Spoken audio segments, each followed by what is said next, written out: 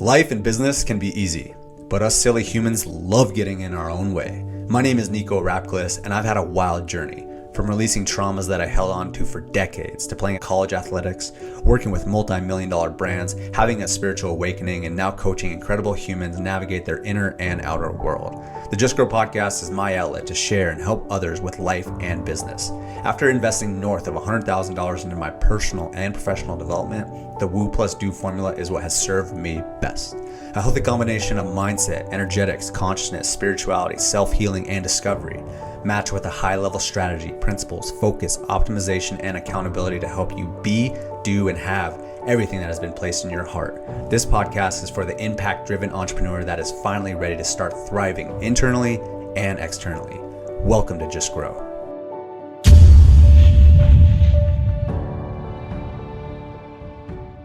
Yo, what's happening, my friends? Welcome to the Just Grow podcast. So glad to have you here on this particular episode. You're in for an absolute treat. This is with Anthony Sarandrea. I recently got connected with him through a mutual friend and client. And honestly, this is probably one of the most successful people we've had on the podcast. And I want to read you a little bit about him to give you a little context to what kind of caliber human being that we're working with and business owner we're working with here.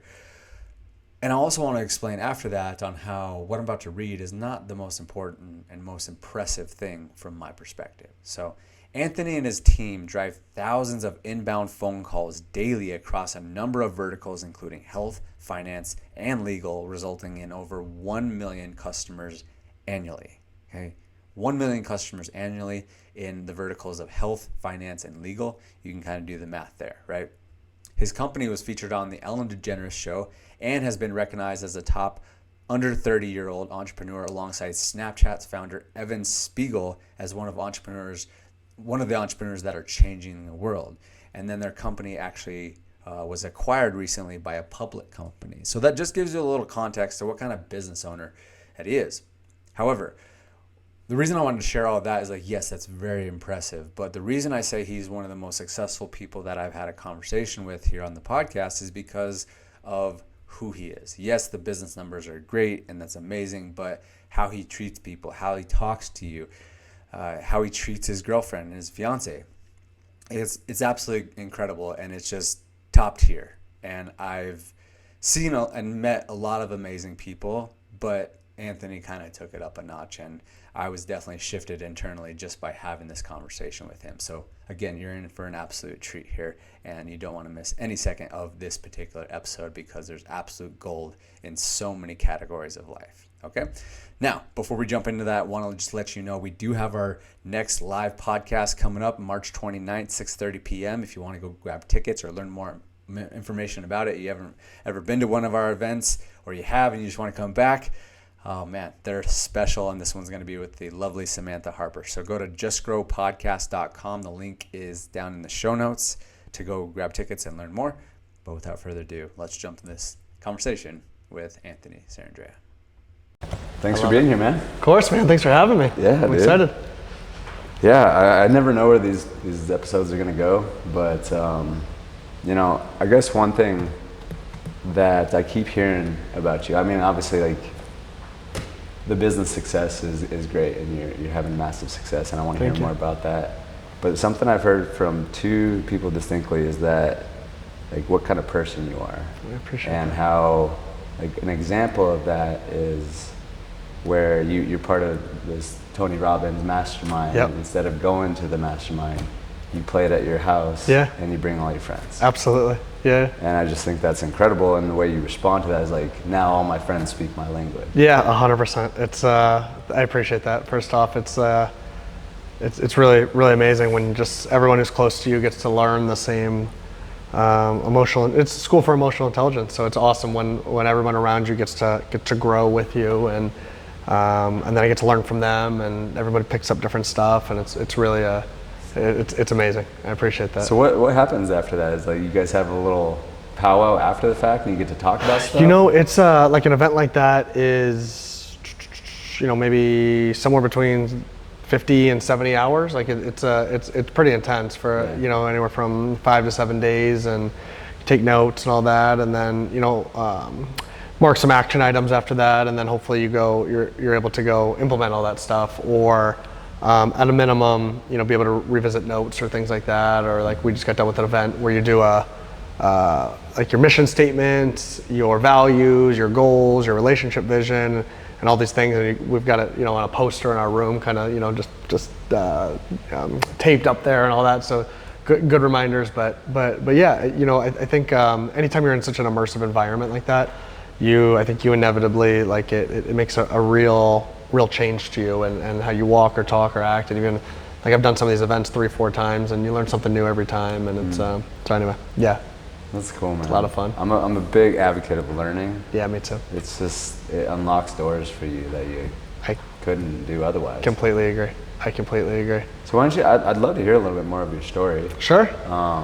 How did you get into entrepreneurship? I know you went to ASU. Yeah. Go Devils. I saw you, I guess probably the first time I was introduced to you was when I saw you on stage at the Arizona Entrepreneur Summit. Oh, yeah.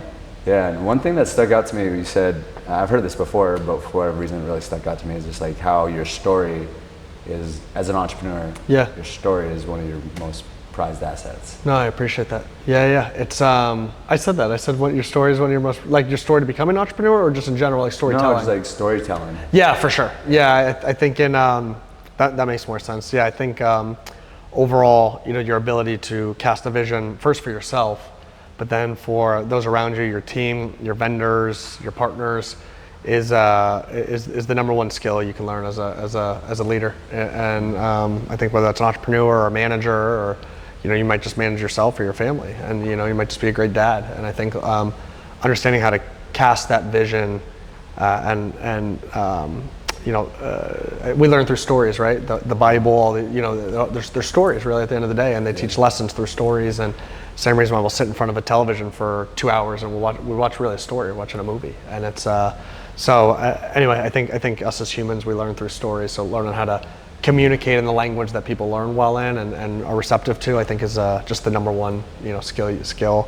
But as far as how I got into entrepreneurship, I mean it's funny because I think like sometimes I'll hear entrepreneurs speak and they've got this like sexy story on when they were 2, they knew they were selling lemonade, and it's I grew up relatively humble beginnings. My dad was a cop at NYPD cop, got hurt on the job and retired when I was a kid, and now works security in the bankruptcy courts. And my mom worked in my elementary school, and so no entrepreneur blood in my family. I grew up that I was so blessed. They made such sacrifices, especially as I get older. I could realize for my brothers and I to go to private school, specifically Catholic education, middle school, elementary school, high school. And so back to that education and learning, like we really got just to be around, an environment of just good people and great people. And I'm just eternally grateful for that opportunity to have been able to learn in that environment.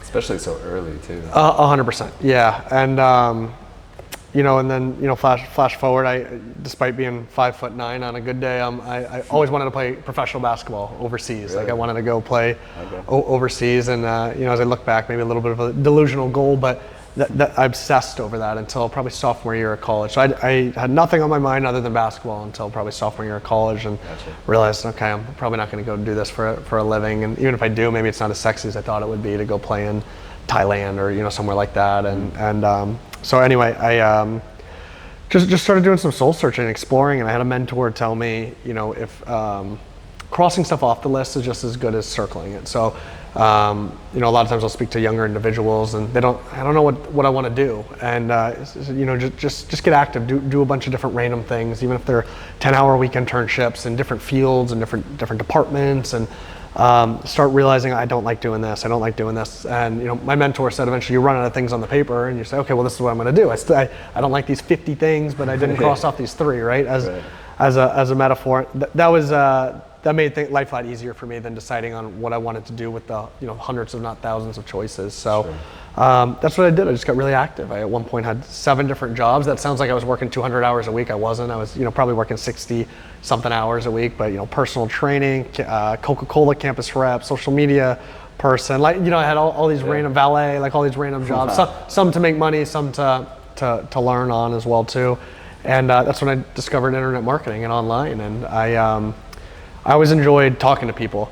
which naturally I started looking into sales and understanding sales and doing door-to-door sales. One of those jobs, solar hot water systems, selling in the Arizona summers, and the thing called internet was so attractive because now so many people work from home. But for me, it was I had ability to work when I wanted and where I wanted, and that was sweet. I didn't want to sit in an office for 40 hours a week. I wanted to be able to work at midnight. I'm a bit of a night owl. Midnight from my bed, or midnight in California on the beach if I wanted to, right? And that's another topic, how much of that you actually do or not, but that was my dream, right? And so it was really exciting to learn online, and I got a job in internet marketing, a W-2 job, and just slowly started picking up. I realized I built myself a job outside of that, so I started picking up side work of friends and family and an HVAC company, and then I said, okay, I can do your online ads, and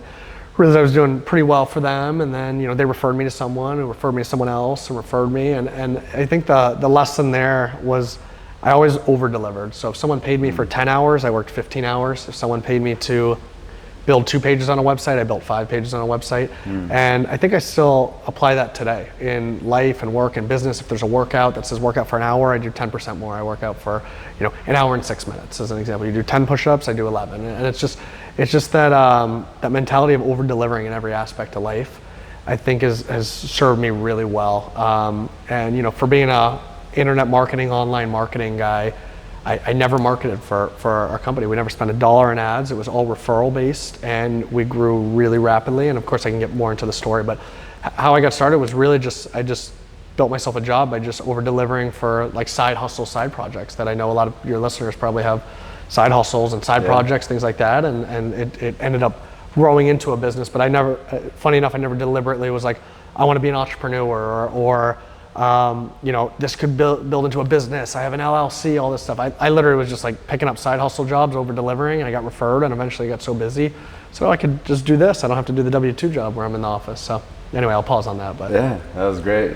Something that I pulled from that, and I've noticed probably something that definitely helps some people, because like there's 2 different routes you can kind of go. You can just go, I'm going all in, do the entrepreneurship deal, not really know what you're doing, and just figure it out. Yeah. Or there's people that go what you did and go get a job and then figure out through the job. Sure. And then just start picking up more things. Yeah, it's interesting, right? Because the guy or girl that was successful, going all in, that they've got a different take, and for keep in mind in both genres and in life, for every success story you hear, there's 10 failures around that too, right?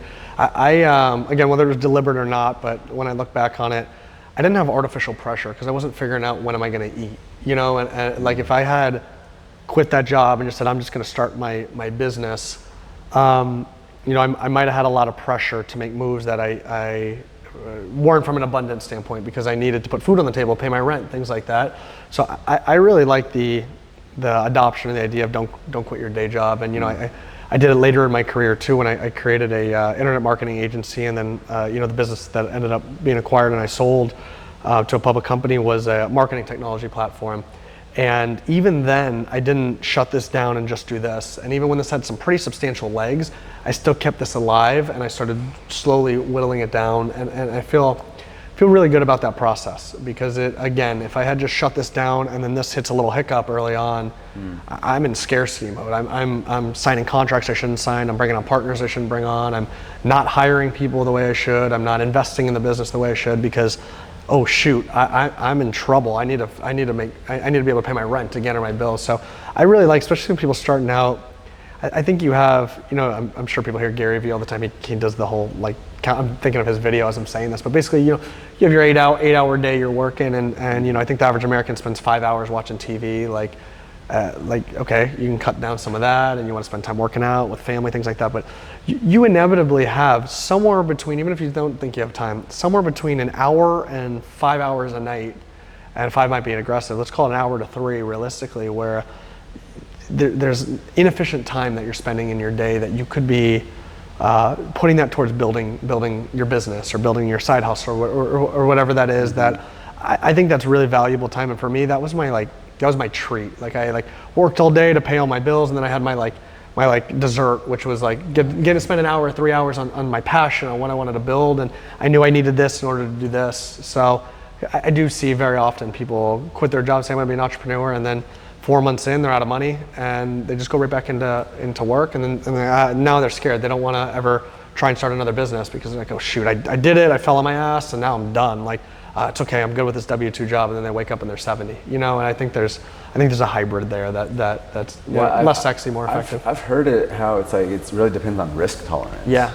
sure. And it depends on like what your personality trait is too. Because some 100%. people are more adverse to risk, and more people 100%. can handle on more risk. But it sounds like you chose the not as risky. Yeah, for sure. I think more methodical. More methodical. I think is fair. And you're absolutely right. Obviously, risk tolerance plays into it. But I think I consider myself a pretty decently high risk tolerance individual, and not in this subject, just in certain things. I think there's being risky, and there's sometimes not being very deliberate, methodical, and smart around something. And I'm not even applying that to the question there, but I think sometimes people, I know for myself, I've identified myself as a high risk tolerance, and then I make dumb decisions sometimes. I'm moving too fast, I'm not gathering the data, in fact, because I'm a high risk tolerance person, and I'm like, that was just stupidity, that wasn't high risk tolerance. So I think just not in that subject, I just thought that was interesting you brought up the risk tolerance, because I agree that's a huge deal, because there's so many people that don't have a risk tolerance at all, and I think you have a really limited, narrow view of the world when you don't take risk and you don't step out and put yourself out there. But also on the other end, if you're doing too much, you're what's called free soloing a rock climbing wall, you could die, So I think and I think the same goes for this subject, business or health or relationship or anything like that. I think there's so anyway, I would just challenge people that, like myself, who pride themselves on being a high risk tolerance, also being smart and methodical and thorough through things. Yeah, there's definitely something to be said about like really planning stuff out. For sure.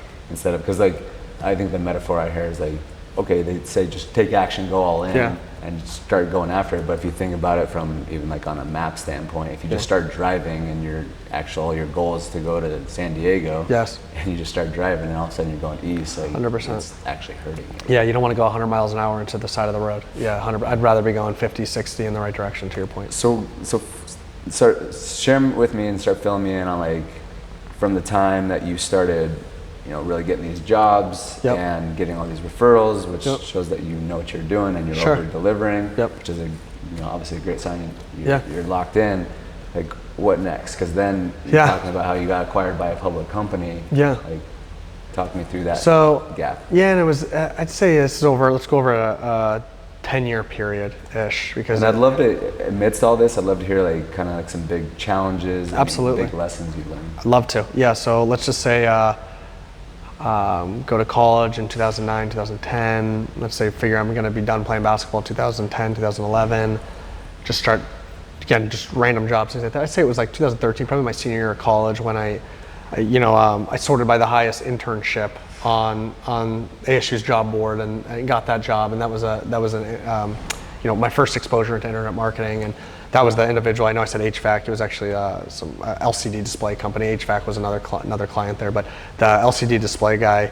I interned for him. Then I got my W-2 job, like I mentioned, and then I said, "Hey, do you mind if I still work from home and do this?" And he's like, "Yes." And I was like, $15 an hour from home, like that's badass. Like I was so pumped. So I had my W-2 salary, and then I had a $15 from home that I'd work 10, 15 hours a week, and I'd bill him or whatever.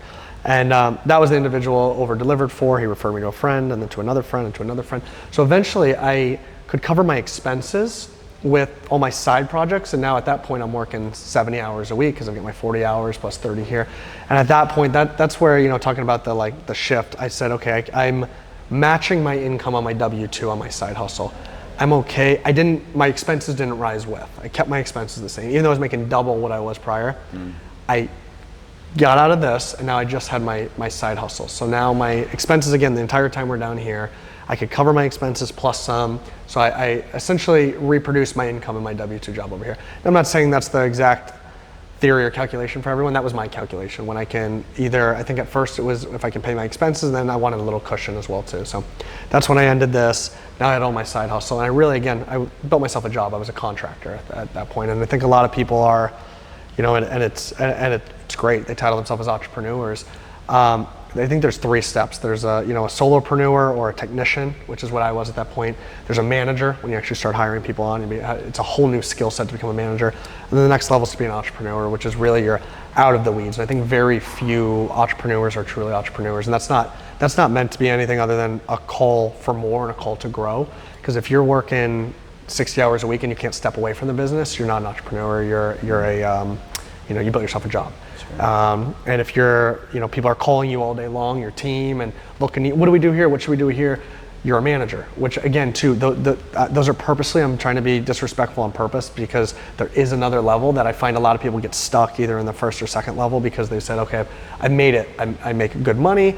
Yeah, I have to bust my ass and I'm stressed and all this stuff, but I've got a good business doing good income and I make good money, and that's badass if that's where you want your life to be. But I do think there's another level. I think it's learning how to manage people and nurture them and grow them, and then I think from there it's actually being an entrepreneur, which we'll talk about. It's really working on the business, not in it. When you're able to, what that means is, in actual like practical sense, you can walk away from the business for 2 weeks without having a phone, email, access to the internet, and your business can sustain or grow. That to me, for me, is my definition of you're an entrepreneur. You don't have access to the internet and your business you fall off the face of the planet. You're literally on a bus in the middle of Sedona and with nothing to contact anybody, and the business is still sustaining and growing. And I think that's when you're an entrepreneur, because then you can look at things like learning market conditions and researching what competitors are doing, and going to identify what are good talent to go recruit. Like that to me are the activities of an entrepreneur, and then the activities of a manager to nurture talent, and the activities of an actual technician are to actually be great at your craft, whatever that is. If it's a baker, you're good at baking, things like that. There's a great book called The E-Myth that goes through all 3 of those. It's a great book, and it just talks about the different steps and levels. But where was I? Oh, I was a technician. I was really good at running ads. And I built myself a job, and I was making good income, and I felt really good about myself, as I should, and as should somebody listening at this point. And you get this. I think we get these little. I think we grow or we change when we have pain sometimes. Like there's, I think pleasure's a great motivator, but I think pain's a really, it's not the sexiest thing to say, but I think pain's a strong motivator for a lot of us, right? Like if I want you to be healthy, go be healthy. Okay. So you can look good on the beach. You just have a heart attack. Okay, stop eating fast food. Okay, right. That's a motivator. Which one's more of a motivator? We both know which one's more of a motivator on that one. So eventually, I'm getting clients calling me at the middle of the night, where my ads aren't running well, and that I'm stressed, and I'm working, again, now I'm working 60-something hours, making great money, I feel good about myself, but I'm stressed, I'm overworked, and so I say, you know what, I need to hire someone. And my first hire was, the first thing I did was I always invested in coaches. So I always invested, whether it's, listen to a podcast, that's a coach. You bring a guest on, things like that. I always learned from people that had been where I wanted to be. And then I got myself in peer-to-peer learning groups, whether it's that Arizona Entrepreneur Group, or for me is a group called EO or EO Accelerator or YPO or Tiger 21. There's all these groups where there's people that are in the same stage in life or business as you that are going through the same challenges, and you get to really, it's experience share at the end of the day. And that, if you ask me, my number one, secret to success, it's being around people that are better than me, of course, coaching, but also people that are going through the same challenges as me that can help navigate together. How do you determine who you want to align with in terms of a coach? I think someone who has absolutely been where I want to be. So if I want to take a company public, it's someone who's taken a company public, like they themselves have. If it's someone who, for me, I'm doing an Ironman in November, it's someone who's done multiple Ironman. And at this point in my life, first it was somebody who has done an Ironman in that example. Now it's someone who sustainably does Ironman, because it's not just a one-hit wonder. It's like, I don't want to study the person that has a great relationship for 3 years. I want to study the person who's had a great relationship for 40 years, because that's what I want. That's what I want to model. I don't just want a great relationship. I want a relationship that lasts for decades and decades and decades. So I want to model that person. I want to model the person who didn't just get lucky and sold one company or did one Ironman because they worked really hard and got excited, or lost 50 pounds. Who kept it off? I want to study and learn from the person who kept off the 50 pounds as well too, as a set the example. So it's someone who's sustainably done what I want to do is who I would align as a coach. And I firmly believe, and it might be easy to say now, oh, you've made money, so you're able to do that. But even at the beginning stages, I would over invest in somebody who, I had this theory that I could cut, it's a Tim Ferriss from the 4-Hour Work Week talks about, he tries to hire the best of the best coaches. And I believe that. I think if you get a C-level coach, you get C-level results, and you move at C-level speed. If you hire an A-level coach, you can get A-level results and A-level speed, even if it's not, even if you can't necessarily afford it, it's a little bit of a reach. So I want to find the best coach defined by someone who's done something sustainably multiple times of what I want to do, and I want to find someone who is highly sought after or highly attractive to go after, for sure. Is who I would align with as a coach. Yeah, that's good. It's an interesting question I constantly ponder because there's so many people that are coaches now. Yeah, I think there's a there's a saying that says he or she who teaches doesn't do, right? So you want to be careful, because a lot of people selling courses or e-commerce courses, things like that. Like, where's your e-commerce course, product or company? What size is it? How profitable is it? What are you doing with it now? You know what I mean? Like, I don't just want somebody who I find sometimes so often, people are teaching, but I'm like, have you done that? No. You're teaching me how to do that, but you're not doing, it's like a fat guy teaching you how to lose weight. Like, you're like, what? You would never listen to someone who's overweight teaching you how to lose weight in a million years. So I think in what you just mentioned, just being so much minutia or so much opportunity of coaching, I think it's important to interview the coach and really understand, have they been to where you want to be? Not just talk a good game and show big numbers and things like that. Like truly have they been there? Yeah. So this is at the point where you're transitioning into more of a manager. Yeah. So it was I started hired my brother, and then my friend, and then my other best friend, and then my other brother, and it was great. And then I ran out of friends and family, so you start hiring beyond that. But at the beginning, advice I'd give, or for myself, I hired for things I didn't like to do, and that was very easy. I hired an assistant that got a bunch of random stuff off my plate, and I became so addicted to paying her hourly rate, because I was like, wow, that 10 hours would have been 10 hours I would have done, whether it was laundry or this or whatever it would be. I was like, holy cow, I had that much more of my life back. Like, that became very addicting for me to write that check. Bookkeeping, accounting, like I didn't like that stuff. So that monitoring comments on, like, all these things that were like very easy to hire. Now I reach someone's position that was for the position I'm good at and I like to do, which for me was media buying at the time. To put that into whatever is for you, that to me is a challenging hire, because you love it and you're really freaking good at it. You're probably way better than you could hire or afford to hire for at this point. And I had a mentor say, you want to hire someone 70% as good as you. And now really what he was doing, he was talking to my ego, right? And I was like, 70% is good, okay. So then I hired someone and they'd fuck something up and I'd be like, oh shoot, dude, like that.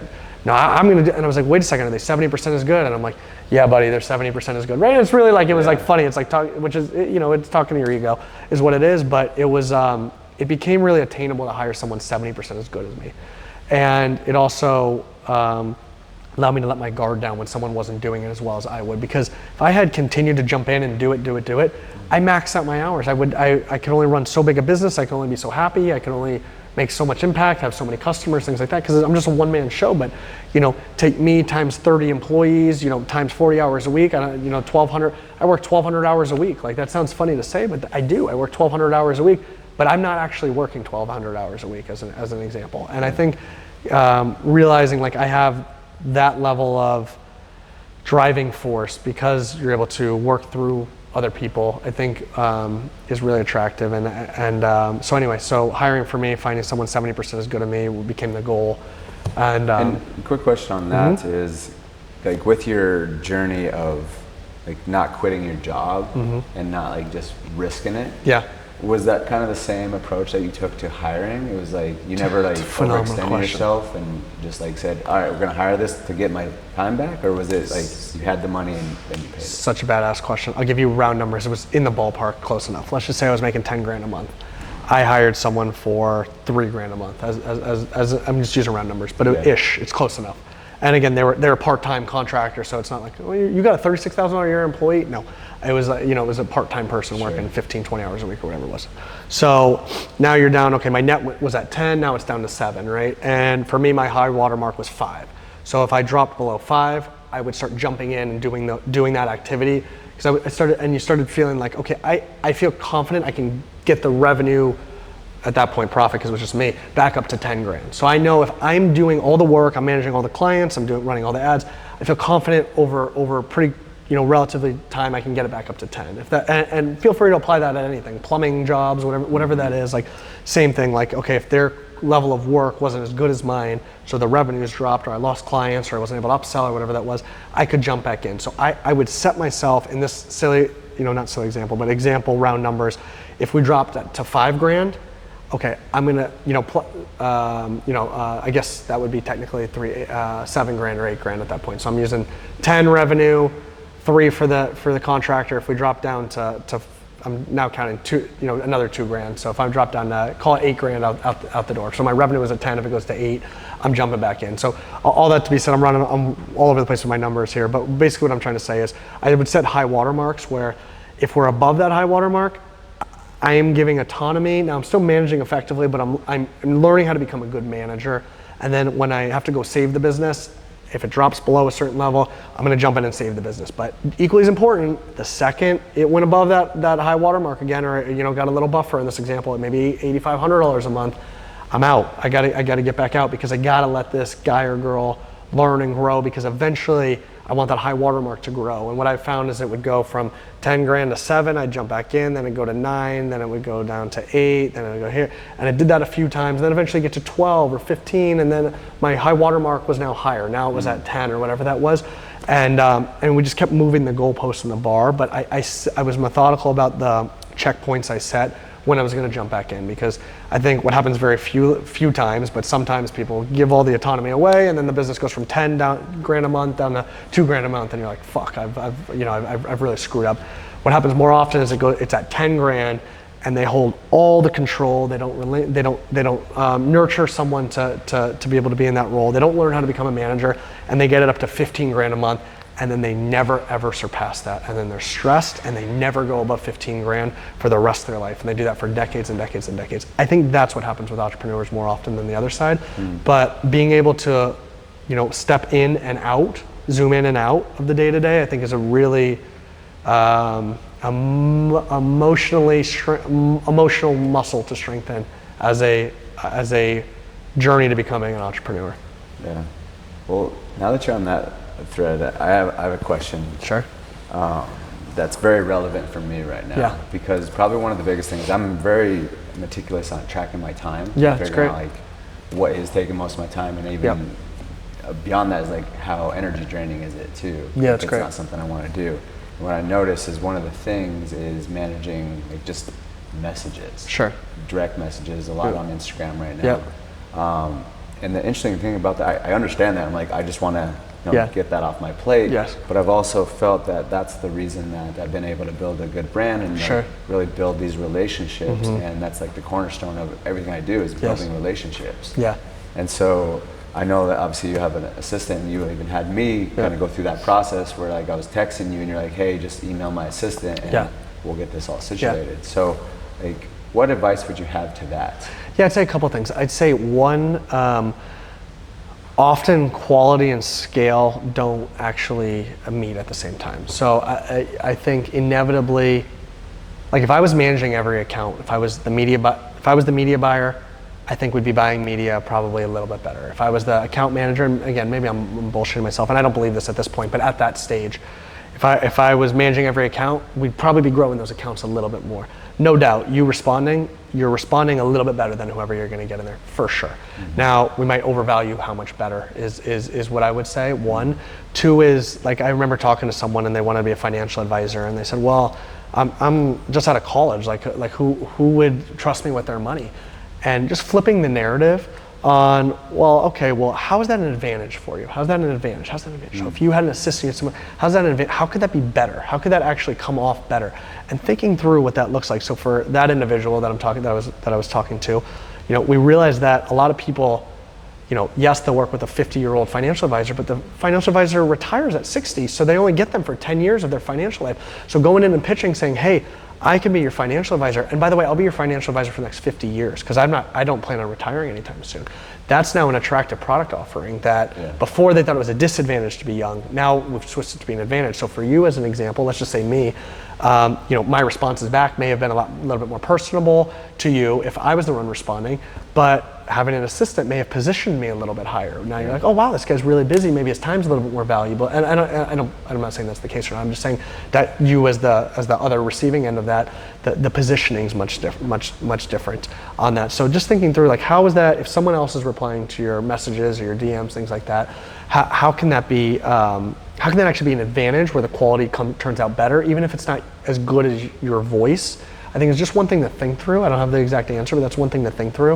And then the second thing to think through is, yes, that you want that to be high value, but what's the highest value activity that you should be focused on and where you can actually be delivering? Maybe it's actually having more time to get better guests on the podcast or whatever the business is. I don't know what it is, but what is the actual, where does the money move the furthest along or impact or whatever metric you're looking to look at?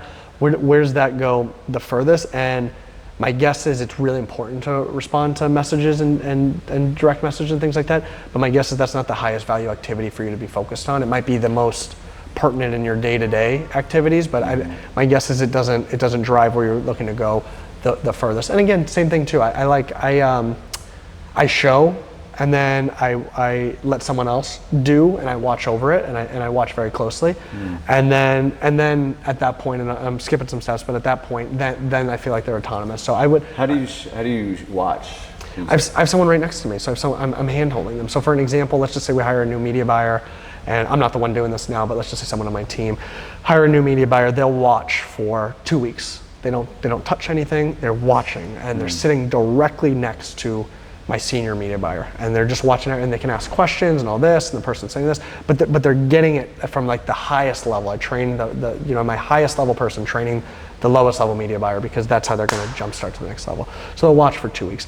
Then for 2 weeks, they're going to build out everything in an account, do everything short of hit play. So for you might be have all the responses to all the messages and they don't hit send.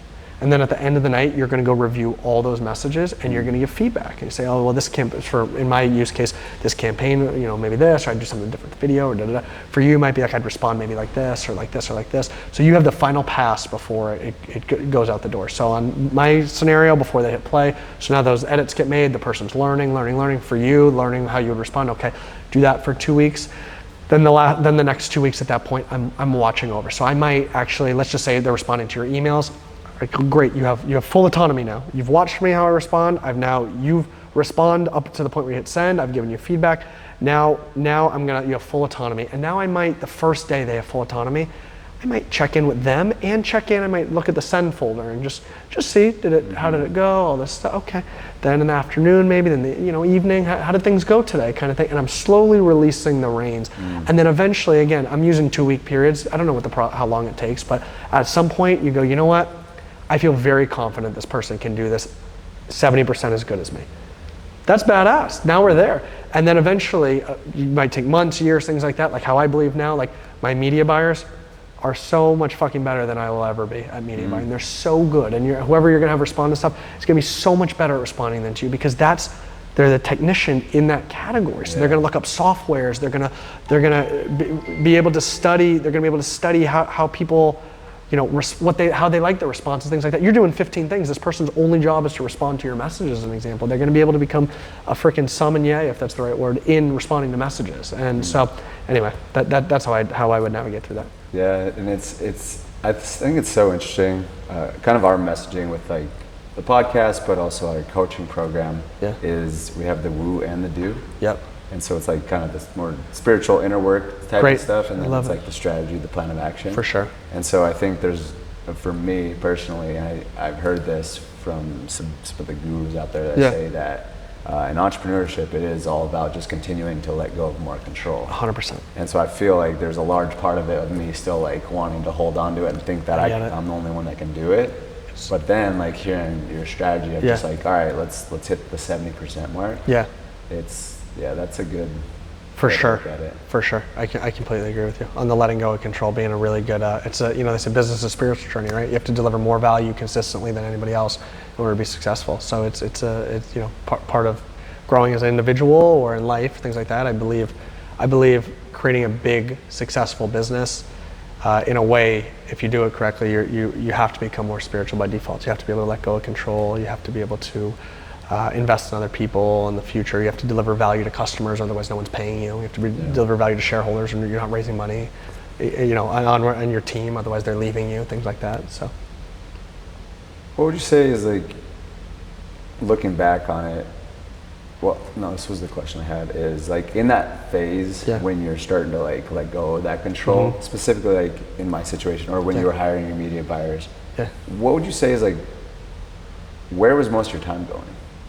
At that point was, I was doing three things. I was building out ads and running ads. I was managing clients. And then I was handing that off to the media buyers. You're saying. Oh, you're asking me what at that time? Sorry, I thought you meant at the very beginning. After I had done that. Yeah. Oh, as you were like starting to let go of that control. And having your media buyers take over, where you're like kind of observing them. Sales. I was very deliberate. I wanted, like I said, the highest value activity.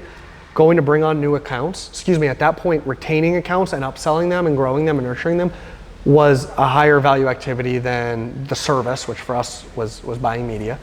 And then the next higher level activity would be going to get new customers and sales, things like that. So I graduated myself from doing the service, being the service provider, to nurturing the accounts and to, actually managing the customers and trying to upsell them or grow them or retain them longer, things like that, and sales. So I went from sales, client manager, guy providing the service, running the ads, to I got out of this as fast as possible because a lot of times people think the product or the service is the highest value activity.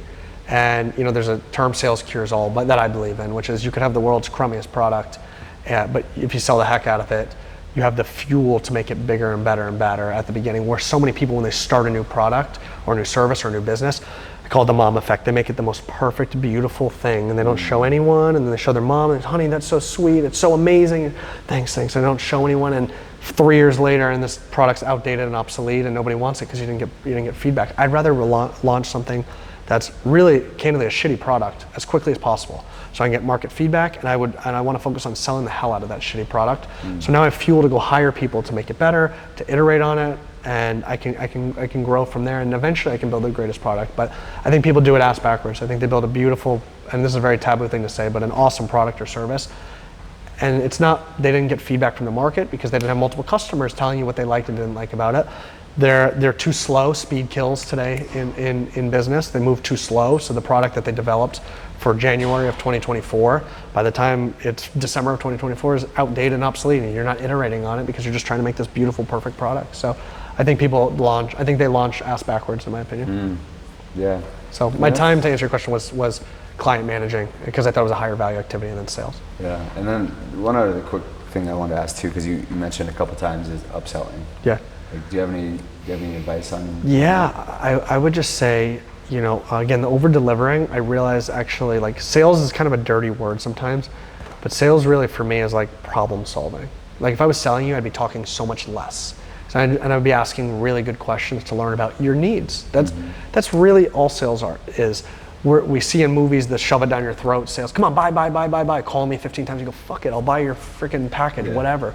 But real sales, in my opinion, is helping, not selling. And what it looks like is intimately understanding the person or the company's needs. And I think through that, you're the most effective salesperson because you're talking their language. If you said, I need a shoe that does this and this and this and this and this, I'm going to repeat back exactly what you said. Oh, we've got a shoe that does this and this and this, and now of course I need to create that or have that in order to do that. But I would be asking questions outside of what, like, I would look at my business as much more. So I'll use the internet marketing example. My product was selling SEO and Google AdWords. That's the business I was in. But it wasn't really. The business I was really in was growing other businesses. So what business are you really in? And now if I'm in the business of growing other businesses, that opens up 15, 20 different doors of how I can add value. So now I can say, well, tell me more about the business challenges in growing. Well, it's not just ads. Our front office girl is not very good. Okay, and then we send emails, but not very well. Okay, My landlord closes the door at 6 p.m. every night. I'm just using silly stuff. And through that, you birth new product and services. Like in that example, like I could have, and I didn't do this, but I could have, had a staffing agency for front desk girls that can handle field calls better so that they can close the leads that I'm sending them, as an example. But I would have only gotten there on knowing what the actual challenges were in the business. And you start to see trends with your customers as well too, and then you can develop products and services for them.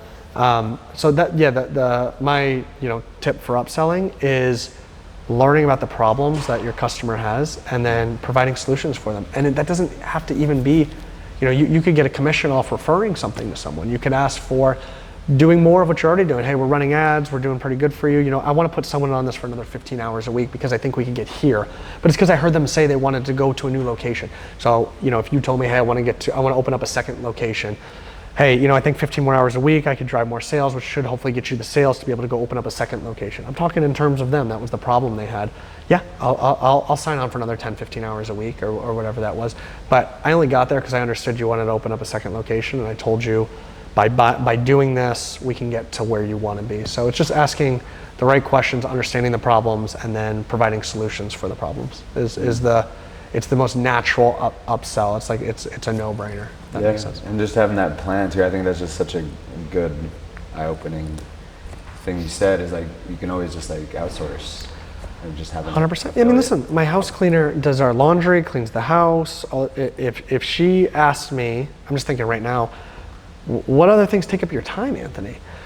I got to go drive my car to the Tesla chargers and charge it for a little bit. Well, I could do that for you. Oh, you would? Yeah. And it would only take me another hour a week. Could you pay me another $30, my hourly for it? Oh my God, of course I would love, that's an upsell, holy shit. Please. But I came to that conclusion because of what we're talking about right now. Like if she were to have asked questions on where else I could use her service, where else is your time getting eaten up with things you don't want to do? I never really thought about that, Mary. This. I can do that for you. Okay, great. It would be a no-brainer. I would pay her more money because she's solving problems for me. So that's just a silly real-life example that might be a little bit more easy to understand for someone listening. No, that's really good. What's kind of your vision moving forward?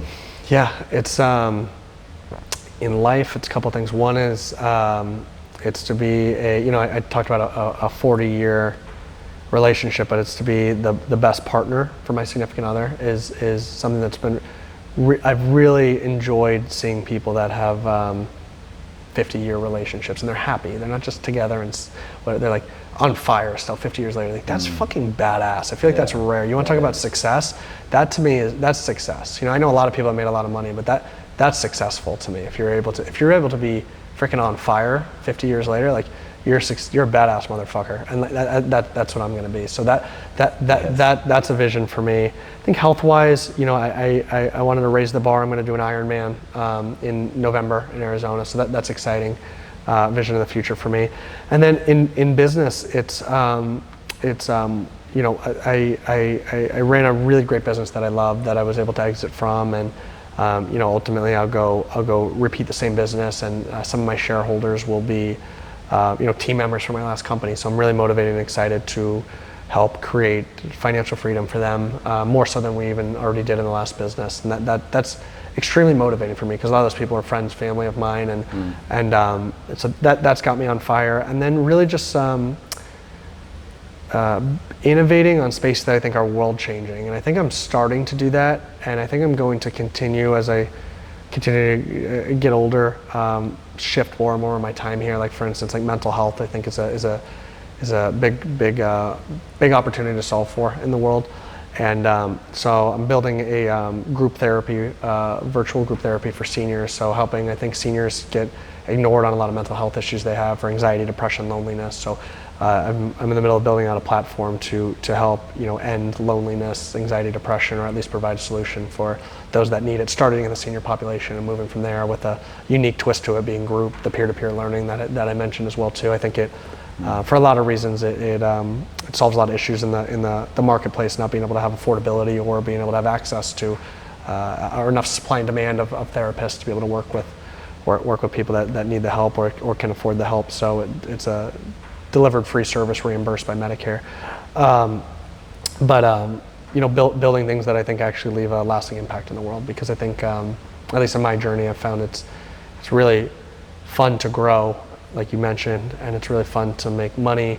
And then I think one day you wake up and it's like you buy a pair of shoes after somewhere between a month, a week, a year. The shoes you throw them in the closet. They're not that sexy and nice, no matter what brand they are. And I think you find that enough with material things, or even in some cases experiences, sometimes through travel, things like that. And then you say, well, you said the spiritual journey. What is life really about? And I think it's really about leaving the world a little bit better than you entered it. And that's increasingly being more of my time focus. Not just donating, but donating effectively. So donating, but then mentoring the kids you're putting through a private education, or if it's writing a check somewhere, it's understanding what they're doing, and maybe you do this, maybe you do that. You actually have a little bit more impact on what you're doing. So anyway, that's my vision: is continue to move more and more towards creating businesses that actually make a large impact in the world, being able to continue to work with people that I really enjoy working with, friends, family, and then my chosen family of those that I've hired on since. Health, I talked about relationally, and then last is my faith. It's just it's something I love modeling, and I think when you look at, for me, like successful, happy, well-rounded people, a lot of them, I'd have to be an idiot to not follow trends, and a lot of them have faith in their life, and it's really, I'm glad you brought up spirituality, which to me that is spirituality. Yeah. Spirituality, faith, or that my definition of faith, sometimes people think is is maybe an older school, and that's cool too. But a lot of it I think leans more towards spirituality, like you said, just treating people well, doing the right things, putting out good energy into the world, and that's really fun for me to just continue to grow in that category every day, and so that's. I love it. Thanks for sharing that, man. I relate to a lot of that stuff. I'm glad that you brought up faith, because it's probably just even the last couple of weeks I've really been diving in to my faith. Beautiful. I've really just been gravitated towards it, and it's just been calling me. It's amazing. And just like what you said, is like I started noticing it probably even like a year, maybe even more ago, that like all these like really awesome people that kept showing up in my life, they were all very faith-based. Yeah, 100%. I'm like, okay, seems to be a common theme here. Yeah. And so that's something I've really been diving into. I love what you talk about with the relationship, and just like being on fire 50 years later. And I know you're gonna do it, because I was even noticing this when you and Nina came in, like you're opening doors, you're like letting her go first, and like it's honestly like something you don't see a lot, but I can tell you're putting a lot of intentionality towards that, and that's the reason that you guys are going to both be successful. I appreciate that, 50 brother. years I appreciate that. I love the faith comment. I'm not here to preach to anyone on what to believe, but I like faith and fear are both made up.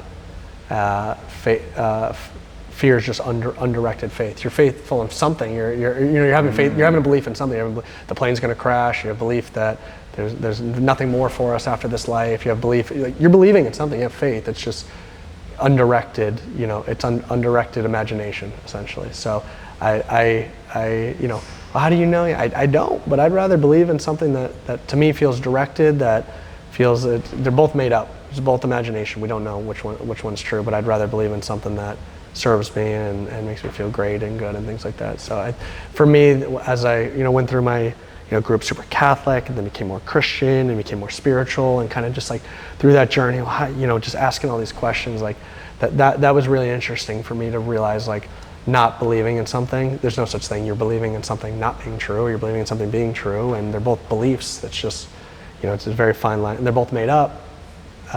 So which one's more directed or more serving towards you? And I found believing in a higher power, which is what I would call God, or believing in treating other people's well, karma, God, whatever you want to define that as. People have all these different wars over the definition of some of these things, but I believe for the things that serve me, I'm going to believe in. The things that don't, I won't. And I found my life to be a lot more free and long term and impactful, and honestly just like you just feel good. Like I think we all been blessed with this moral compass. We know if we're doing something right or wrong, and we know if we should be doing that or shouldn't be doing it. Like, why do I feel bad if I kick you in the leg? Like, who told me that that's a bad thing? You know what I mean? And it's like, but I feel it, or if I steal from you, or for this, or and it's so I think just following that moral compass has been really awesome, and I think having believing in that spirituality and investing my time and effort into that spirituality has been bled over into so many other things in my life that have just ultimately at the end of the day made me happier, which is I think that's all we're chasing. You can say you're chasing money, well, for what? For a nice house or a nice car, well, for what? Because I want to feel good, and it comes back, you want to feel happy, and so a lot of that you can feel fulfilled within without having to have all these external things. I'm not saying those are bad or a proponent against it or anything, but anyway, I'm rambling a bit. But I think the other part I'd add to that is like just the commitment. I heard something recently, 99% is a bitch, 100% is a breeze. And that's what I've just felt with like. Tell me more, I don't understand. So like if you're just like, you're almost there, like fully committed. Oh, I see. 99% there, you're still kind of like, yes. There's a little. But when you burnt the boats, you burnt the ships, you're 100% committed. It's a breeze. I love it. I completely agree. Yeah, that burn the ships mentality, where it's like there's, what's maybe not the best guy to use as an example, but Will Smith. I don't have a plan B, distraction plan A. Like I love that, which is semi-contradictory to how we started this conversation, which is funny. But I think you can be all in.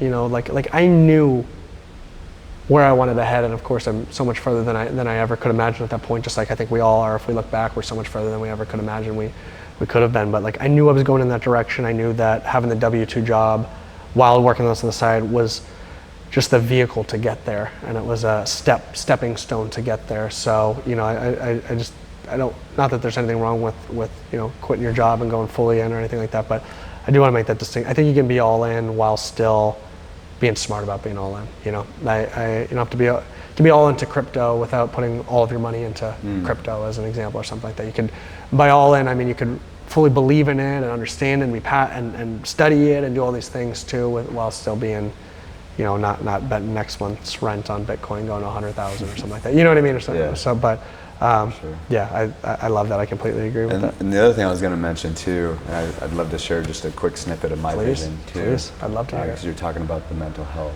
Yeah. I have this vision because we've done these, I don't know if you're familiar with it, but we've done these podcasts and events. And so Ryan and I are going to do the next one on February 2nd. Great. We're going to talk a lot about masculinity and what it means to be a man, and how amazing. We can really start living more cohesively with men and women. So we're really excited about that. That's cool. One.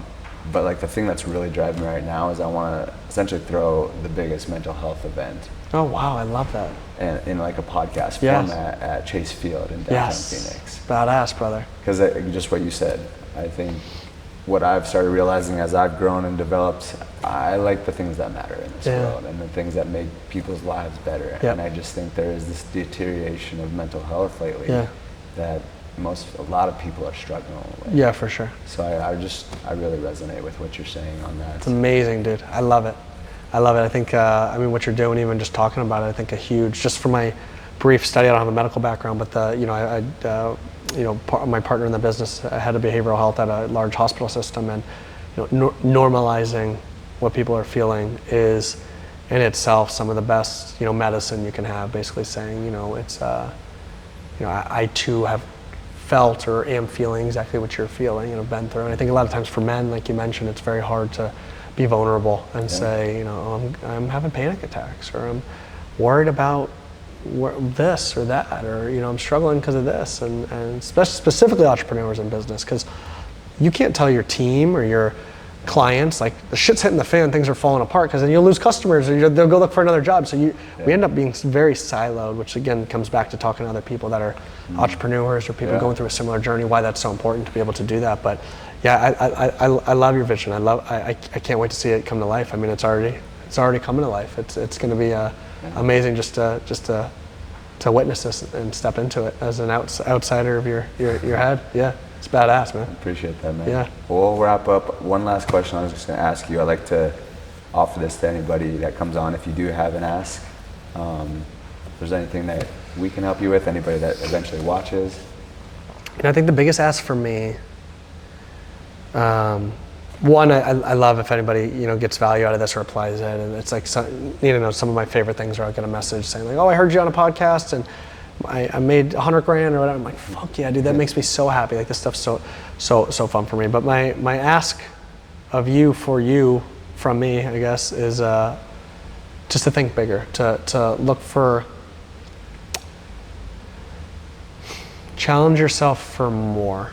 I think the beautiful thing is like I'll come back. I know we're making this very spiritual and faith, which I love, but I don't know if it's Denzel Washington says, I don't think God puts a dream inside your head without the intention of it to become true. And I think like so often in today's day and age, or the environment you're around today, maybe it's the people, your current friends or things like that, and I got this dream or I want to chase it. How are you going to do that? That's a big thing. You know what I mean? And I think a lot of times we can suppress our imagination. And I think just knowing if you're even spending the time listening to this podcast, you're in the 1%. If you were born in America, you're in the 1%. You're blessed by and you're favored just by circumstance. You were born into circumstance and favor. Just being born in a country where you have freedom, and I don't think we grasp that. And I think not all of us are blessed enough to travel to places that aren't like that. We just came back from China, Philippines, things like this, and we're really freaking blessed being born here. And I think really realizing how blessed and highly favored you are to be in this country, to have the willpower to invest in your time here. How many people are gonna go home and watch the news, or they'll watch, they'll just binge watch movies and eat fast food? Like if you're investing in yourself here, you're different. You were built different. You have different mind, which pat yourself on the back. That's amazing. You have a different mind than the rest of the world. But I had a mentor sit on the other and said, now what the fuck are you gonna do with that mind? You're different. If you're listening to this, you're different than 99% of the world. Some not because of you. You were just blessed to be born here. Some because you've chosen to invest in yourself by learning today. Now, what the fuck are you going to do with that? Now, if you fully grasp that you're different. And I think just spending some time thinking about that question. What am I going to do with that? I'm different. I'm different because I do these things. I'm born here. I'm investing in my personal growth. What am I, insert name, going to do with that? And I think that question keeps me up at night. It motivates me. It scares me sometimes, but it's that to me is the most powerful question I can ask myself. What am I going to do with that? So what am I going to do with that? That'd be my ask. Yeah. Great ask. Awesome, man. Well, thank you so much for being on. It's been an absolute pleasure. Of course, brother. Thanks for having me, dude. Yeah. Love it.